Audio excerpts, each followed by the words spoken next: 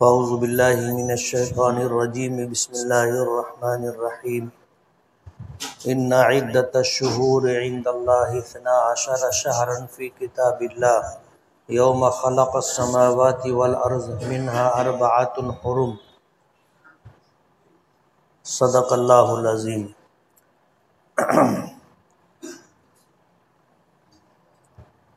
بزرگان محترم اور عزیز دوستوں، رجب المرجب کا مبارک مہینہ شروع ہو چکا ہے۔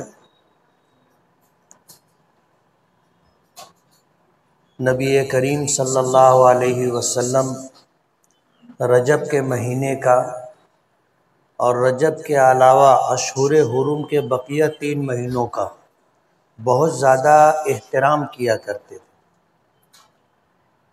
وجہ اس کی یہ ہے کہ اللہ نے جب یہ کائنات بنائی تو اس کا نظام بنایا، اس نظام میں اللہ تعالیٰ نے سال بنائے، سال کے 12 مہینے بنائے، اور ان مہینوں کو اللہ پاک نے بنایا تو اس میں 4 مہینوں کو حرمت والا مہینہ قرار دیا۔ 3 مہینے تو ایک ساتھ ہیں، ذی قعدہ ہے، ذی الحجہ ہے اور محرم، اور ایک مہینہ رجب المرجب۔ حضور نے فرمایا بین جمادی و شعبان، کہ جمادی الاخری اور شعبان کے درمیان کا مہینہ رجب۔ تو ان 4 مہینوں کو اللہ پاک نے حرمت بخشی، یعنی ان مہینوں کے احترام اور ان مہینوں کو حرمت اللہ پاک کی طرف سے ملی۔ خود نبی کریم صلی اللہ علیہ وسلم ان 4 مہینوں کا احترام فرماتے تھے۔ زمانہ جاہلیت میں بھی ان 4 مہینوں کا احترام ہوتا تھا۔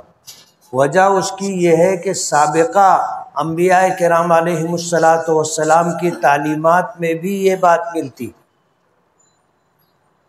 اسی لیے اہل عرب سال کے 8 مہینوں میں سفر کرنے سے گریز کیا کرتے تھے، اور سال کے ان 8 مہینوں میں قافلے لوٹے جاتے تھے۔ لیکن جب رجب کا مہینہ آتا تھا، ذی قعدہ، ذی الحجہ اور محرم، یہ 4 مہینے آتے تھے تو قافلوں کو لوٹنے والے بھی قافلے لوٹنا بند کر دیتے تھے۔ تو 8 مہینوں میں لوگ سفر وغیرہ کرنے سے بچتے تھے، اور ان 4 مہینوں میں سفر کرتے تھے کہ ان 4 مہینوں میں سفر کریں گے تو ہمیں کوئی دقت نہیں ہوگی، قافلے لوٹے نہیں جائیں گے۔ تو زمانہ جاہلیت میں بھی ان مہینوں کا احترام کیا جاتا تھا۔ نبی کریم صلی اللہ علیہ وسلم رجب کے مہینے کا اہتمام اس طرح فرماتے تھے کہ صحابہ کرام کہتے ہیں کہ جب آپ روزے رکھنا شروع کرتے تھے تو پے در پے روزہ رکھتے تھے۔ ہمیں ایسا لگتا تھا کہ اب روزے چھوڑیں گے نہیں، روزے ہی رکھتے رہیں گے۔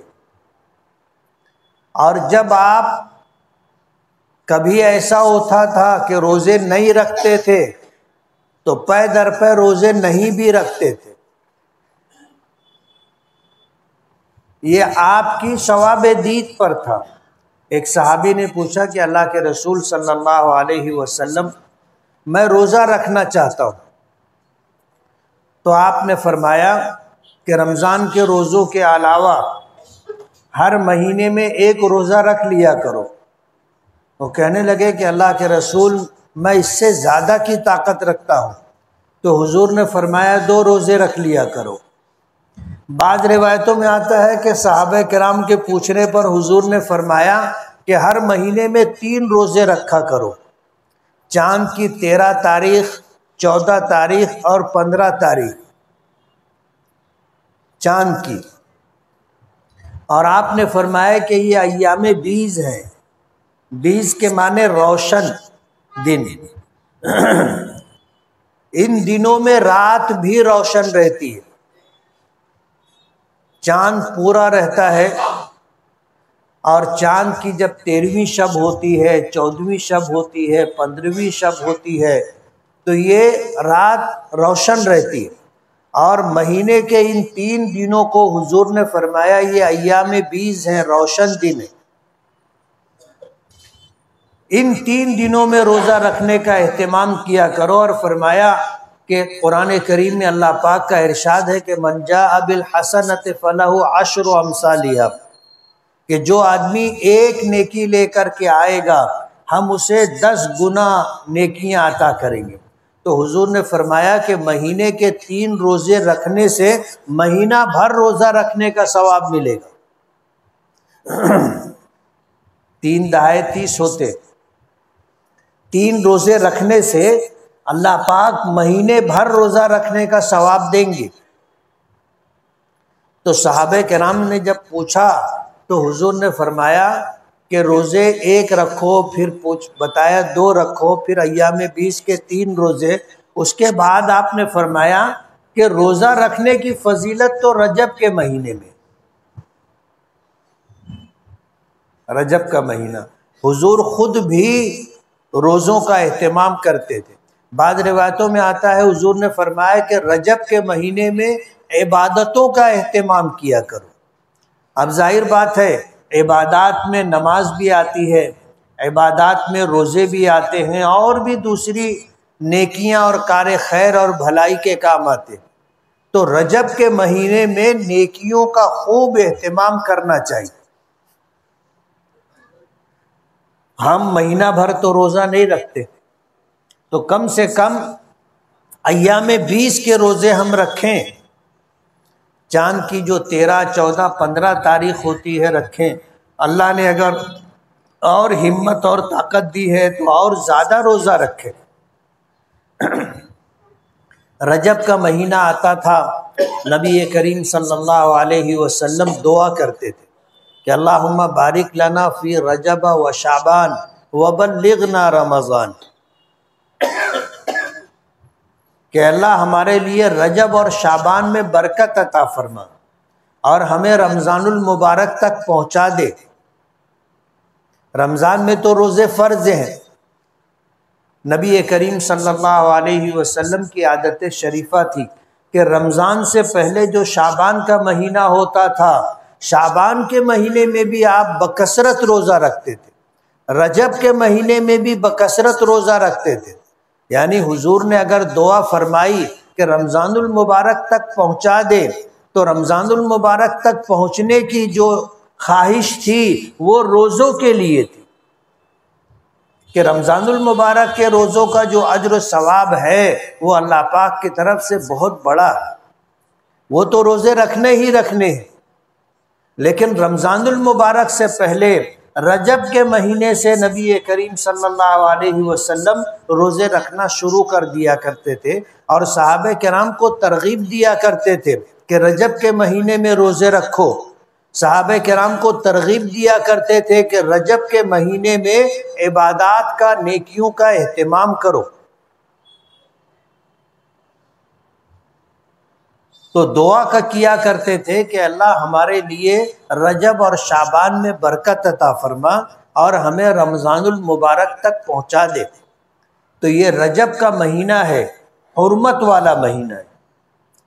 اس مہینے کو عزت، حرمت اور احترام اللہ پاک نے عطا کی ہے۔ قرآن کریم میں فرمایا ان عدت الشہور عند اللہ 12 شہرا فی کتاب اللہ، کہ اللہ تعالیٰ نے مہینوں کی تعداد 12 رکھی ہے،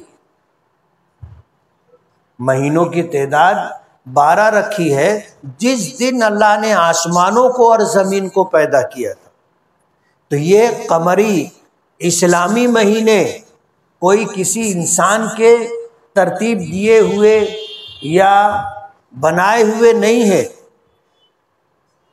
دنیا میں جتنی تاریخیں چلتی ہیں ان تاریخوں کا مدار الگ الگ چیزوں پر ہے، اور اسے بعد میں لوگوں نے ترتیب دیا ہے، لیکن اسلامی مہینے خود اللہ پاک نے بنائے۔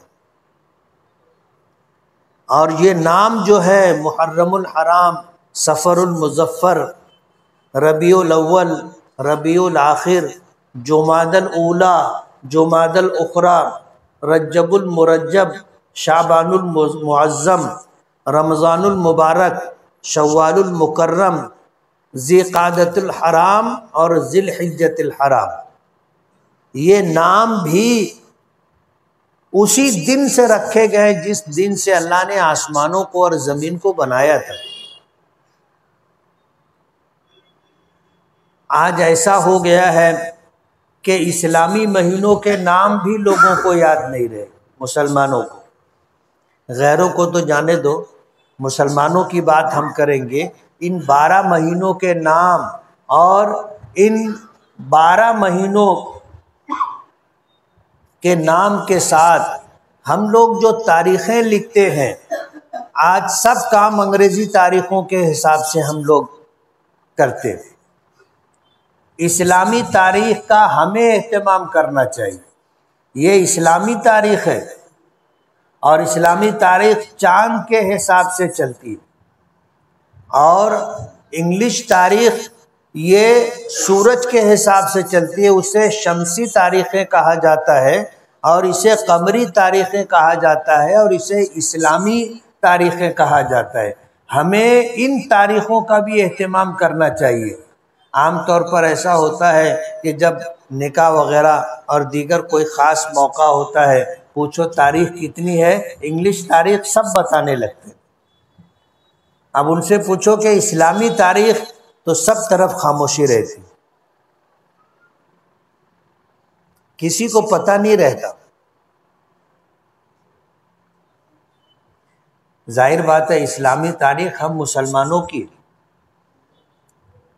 اور اللہ پاک نے اسلامی مہینوں کے نام دیے، اسلامی مہینوں کی ترتیب بنائی، تو اسلامی تاریخوں کا اہتمام بھی ہمیں کرنا چاہیے۔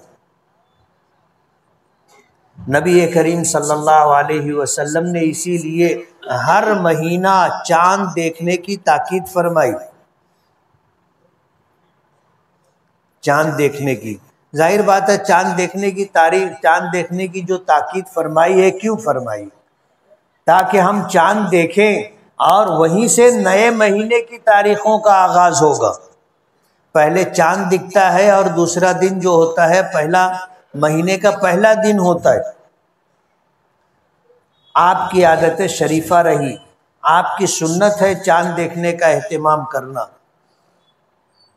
تو ہر مہینہ چاند دیکھنے کا اہتمام کرنا چاہیے، اور چاند دکھ جائے تو دعا کرنی چاہیے۔ حضور پاک صلی اللہ علیہ وسلم کی طرف سے ہمیں دعا عطا کی گئی، اللہم اہلہ علینا بالامن والایمان والسلامت والاسلام ہلال رشد و خیر، کہ اللہ اس چاند کو ہمارے لیے امن و امان والا، سلامتی اور سلامتی والا مہینہ بنا۔ اب چاند دکھا ہے، آگے جو مہینہ آئے گا ہمارے لیے امن و امان کا مہینہ رہے، سلامتی رہے، اسلام کے ساتھ ہمارے یہ دن گزرے، ہلال رشد و خیر، اور یہ چاند ہمارے لیے بھلائی والا چاند رہے، خیر والا چاند رہے۔ دعا کا اہتمام۔ آج ہم لوگوں سے دعائیں بھی چھوٹ گئی، ہم لوگ دعا بھی نہیں کرتے۔ حالانکہ آپ دیکھو گے نبی کریم صلی اللہ علیہ وسلم نے دعاؤں کا کتنا اہتمام کیا، اور اس کی کتنی تاکید کی۔ صبح آنکھ کھلتی ہے ہمیں دعا بتائیے کہ الحمدللہ الذی احیانا بعد ما اماتنا والیہ النشور، کہ تمام تعریفیں اس اللہ کے لیے ہے جس نے ہمیں موت دینے کے بعد زندگی عطا کی۔ سوئے ہوئے انسان میں اور مرے ہوئے انسان میں تھوڑا سا فرق ہوتا ہے، اور وہ فرق یہ ہوتا ہے کہ سوئے ہوئے انسان کی سانس چلتی ہوتی ہے، اور مرے ہوئے انسان کی سانس نہیں چلتی، ورنہ دونوں میں کوئی فرق نہیں۔ جیسے مرا ہوا انسان کچھ نہیں کر سکتا تو سویا ہوا انسان بھی کچھ نہیں کر سکتا، کرتا ہے کچھ؟ ایک بیماری ہوتی ہے جس کو قابوس کہتے ہیں، آدمی سویا رہتا ہے اور چلنے لگتا ہے، قابوس کی بیماری۔ اس بیماری کے شکار جو لوگ ہوتے ہیں، اس بیماری میں مبتلا جو لوگ ہوتے ہیں، وہ گہری نیند میں ہوتے، لیکن وہ نیند میں چلنے لگتے، بستر سے اٹھیں گے اور چلنے لگیں گے۔ اب ظاہر بات ہے ایسا آدمی چلے گا، آنکھ بند ہے تو ٹکرا بھی سکتا ہے، آنکھ بند ہے تو اونچ نیچ آئے گی تو گر بھی سکتا ہے، اور اگر گھر کے باہر نکل گیا روڈ راستے پر تو کچھ اور بھی ہو سکتا ہے۔ یہ ایک بیماری ہے۔ صحت مند انسان سوتا ہے اور مرا ہوا شخص دونوں میں فرق نہیں۔ صبح آنکھ کھلتے ہی نبی کریم صلی اللہ علیہ وسلم نے ہمیں دعا بتائی۔ آپ کی عادت شریفہ تو یہ تھی کہ جب آپ کی آنکھ کھلتی تھی تو آپ بستر سے اٹھنے سے پہلے اپنے ہاتھوں سے چہرہ دھویا کرتے تھے، پانی سے نہیں، ہاتھ سے۔ صحابہ کرام نے لکھا ہے، محدثین نے اس کی وضاحت کی ہے کہ اپنے ہاتھوں سے بہت اچھی طرح چہرے کو ملا کرتے تھے، آنکھوں کو صاف کرنا، پورے چہرے پر ہاتھ پھیرنا، اور اس کے بعد دعا پڑھتے تھے، اور سورہ آل عمران کا آخری پورا رکوع پڑھتے تھے، ان فی خلق السماوات والارض، سورت مکمل ہونے تک پورا رکوع پڑھتے تھے، اس کے بعد پھر بستر سے اٹھتے تھے، پھر استنجا کرنا ہو، وضو کرنا ہو، تہجد پڑھنا ہو، اللہ کا ذکر کرنا ہو، اور یہ ہونے کے بعد آپ تھوڑی دیر لیٹا کرتے تھے، ہاتھ اس طرح کھڑا کر کے اس طرح لیٹا کرتے تھے بغیر تکیے کے، اور فجر کا انتظار کرتے تھے۔ صبح ہوتی تھی، حضرت بلال رضی اللہ تعالی عنہ اذان دیتے تھے، نبی کریم صلی اللہ علیہ وسلم اٹھتے تھے، سنت پڑھتے تھے اور مسجد میں تشریف لے جاتے تھے۔ ہمیں ہر موقع کی دعائیں سکھائی گئی، سو کے اٹھنے کی دعا، سونے کی دعا، کھانے کی دعا، پینے کی دعا، سب دعائیں بتائی گئی، گھر سے باہر نکلنے کی دعا، گھر میں داخل ہونے کی دعا، اور ہم لوگوں نے دعائیں چھوڑ دی۔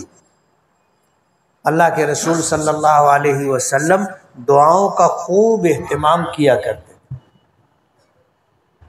تو رجب کا مہینہ ہے، حرمت والا مہینہ ہے، سال کے مہینوں میں، حرمت کے مہینوں میں یہ پہلا مہینہ ہے رجب۔ اس کے بعد حرمت والے 3 مہینے بعد میں آگے آتے ہیں، ذی قعدہ، ذی الحجہ۔ پہلا مہینہ محرم، وہ حرمت والا مہینہ، اس کے بعد یہ رجب کا مہینہ، پھر ذی قعدہ اور ذی الحجہ کا مہینہ۔ اس مہینے میں حضور نے کار خیر کی تاکید فرمائی ہے، عبادات کا اہتمام ہونا چاہیے، انہی عبادات میں روزے بھی ہیں، روزوں کا بھی اہتمام ہونا چاہیے۔ ابھی تو سردی کا موسم ہے، روزے بہت آسان ہیں، دن بھی بڑے نہیں ہیں، دن بھی بڑے نہیں ہیں، اس لیے روزوں کا اہتمام کریں، روزوں کے اہتمام کے ساتھ دیگر کار خیر بھی کریں۔ اللہ تعالی ہمیں عمل کی توفیق عطا فرمائے۔ وآخر دعوانا ان الحمد للہ رب العالمین۔